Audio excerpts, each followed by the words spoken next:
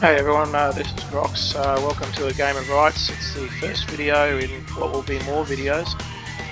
Effectively what we're looking at tonight is Vorpx.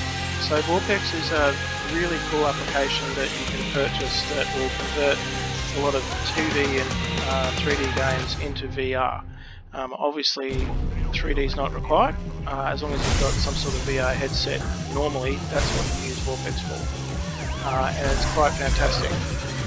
So what I'm looking at doing tonight is taking you through how you can use Vorpx on a 3D TV. So it wasn't originally designed for that purpose, but with a bit of creativity you can definitely basically see how it can work. One of the first things you need to do, obviously, when loading a game to tweak any settings in Vorpx is to make sure Vorpx is running. The other thing in order to get the 3D TV settings to work that you have to do is in the general settings under Vorpx, make sure you select generic VR headset and then put in the appropriate resolution you want to run that in. Generally widescreen resolutions work best with the 3D TV method. Alrighty, so we are looking at a Vorpx profile at the moment. Need for Speed Hot Pursuit from 2010, one of the classic arcade races. I still love playing this game. Effectively what I'm going to do is take you through the settings in Vorpx that you need to do to make it work on a 3D TV. So here we go. So pressing delete, of course, will bring up all your different options here. Okay, and I'm just going to start back at the beginning, which is the main settings, because that's probably the first screen you'll get to. The first thing you need to set is the play style needs to be full VR mode. Sounds funny, I know, but in order for 3D TV settings to work, the full VR mode must be set. Then you have a choice of your 3D reconstruction depending on the game. So some games will support geometry 3D, such as this one. Whilst other games will only support Z normal buffer and Z adaptive buffer. The difference between Z normal buffer and Z adaptive buffer is that Z adaptive allows you to set a depth of field option as well in Vorpx. So effectively, if you don't want to worry about depth of field, and personally I think Z normal looks a little bit better than adaptive myself, then just leave it on Z normal. Z normal is also useful if you don't have a high spec machine but you want 3D still, because Z normal emulates 3D without going through a lot of calculations and doubling the screen size, whereas geometry 3D will actually calculate everything twice. It won't halve it like Z normal does. So effectively it requires quite a bit of processing power, both GPU and CPU, to have geometry work properly. Just keep that in mind though. Alrighty, out of all the other settings, you don't have to change too much else in here. So once you've set your appropriate 3D setting and full VR, you can move on to image settings. Now image settings is pretty important. In fact, it's very important to get the 3D TV stuff to work. So what you do need to change, and these are all personal preference, these first ones, but the aspect ratio correction definitely needs to be changed in order to work on a 3D TV. So what you do need to do is, instead of pixel 1:1, which works very well for VR support, you need to set it to stretch. You notice I just went back one there, but if you cycle through, there's actually letterbox options as well. So you need to make sure you're on stretch, and the stretch option will prep you for a 3D TV. I'm going to set it back to pixel just for display purposes to make it easier to see, but make sure aspect ratio correction is on stretch. The next one you need to change is image zoom.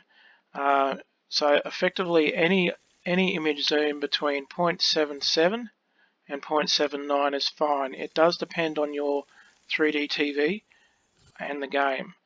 Just as a FYI, my 3D TV is an LG Ultra HD 3D TV. It uses the passive 3D, so it uses the filtered glasses like you get in the cinemas, as opposed to the active shutter glasses that you get on a lot of other 3D TVs. So image zoom, I'm setting it to 0.79 here for this particular game, but you might need to tweak up and down a little bit depending on your personal preference and your TV. Next along is display settings. Display settings is more subjective as to a personal preference for some of these. The main one you do want to make sure you set is lens distortion scale. This has to be 1.3. The reason being is when you go a bit lower, because the generic 3D VR option has been set in Vorpx, you'll start to see it looks like a VR image with the edges there. So in order to avoid seeing those, that's why we drop the image zoom down and we increase the lens distortion scale. Now, this doesn't look crash hot, obviously, right now because you can see I'm losing a lot of screen there, but that's because I'm once again showing you on pixel 1:1. If you set it to stretch, you can see you don't lose any real estate. You've still got your full image there. In this case, it's just showing up twice, obviously to represent the stereoscopic image. So don't stress for the purposes of this video. Just make sure you're on stretch and everything else will be fine. Eye distance is another really important one. So this is the distance between your eyes that those two images should be set to. You can calibrate IPD, which will basically run you through a bit of a tutorial on how to set that. I find anywhere from 63 to 64 is a good distance for me, but obviously your eyes may be different to mine, so you may need to tweak that. If you do calibrate the IPD, make sure you effectively look in the distance when you're looking at the TV. Don't focus on a particular object, and that's how you determine the proper IPD value. Okay, onwards.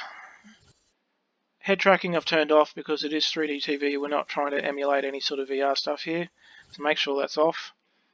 The Vorpx gamepad buttons I've also turned off. We don't really want anything to be overridden here. A lot of the games I play on PC, for arcade-wise like this one, I use a gamepad for.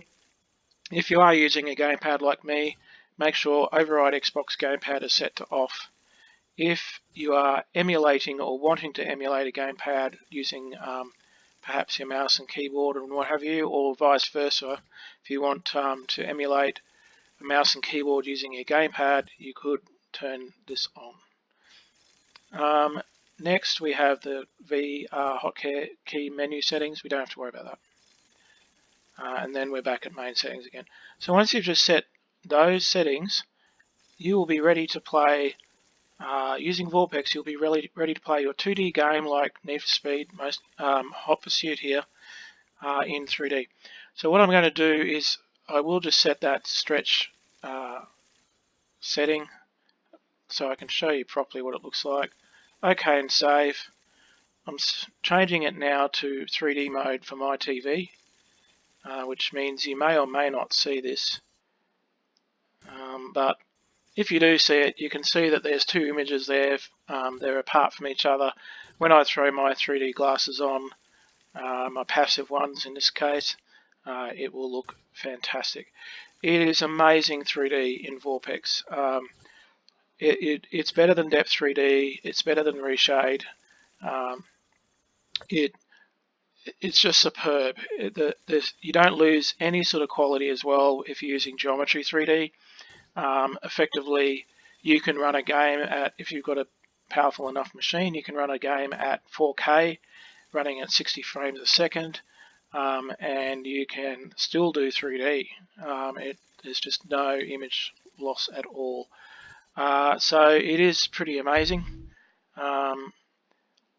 And I think that pretty much wraps it up. A couple of caveats there. Autolog You're better alert. off. View Autolog recommends for more details. I've got to beat some of my friends in Autolog still. A couple of caveats. You need to effectively load some sort of Vorpx profile. So try and find one of the local profiles for a game or download a cloud profile. If you don't want to be bothered tweaking each game, you can have a look at the profiles I've already uploaded under the Cloud Profiles section of Vorpx.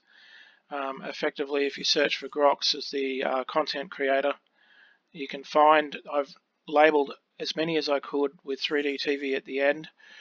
Any profiles that are based on original Vorpx profiles, I haven't been able to rename them in that way, but you can look in the comments and it'll tell you if it's designed for 3D TVs or not. And then you can tweak as desired. But effectively, yeah, this is a very quick video that I'm hoping to do more of these because it's really cool finding out these neat little features that on programs that you didn't think you had. So this is Grox signing off, and thanks for watching this video on Game of Rights. You can reach me via agameofrights.com, or you can also find me on Twitter at JT Culverhouse. Effectively, if you search for Grox, you'll probably be able to find me. I'm Grox in Xbox Live, Grox_Black on Steam, if you want to hook up. Alright, take it easy. Catch you soon. Bye.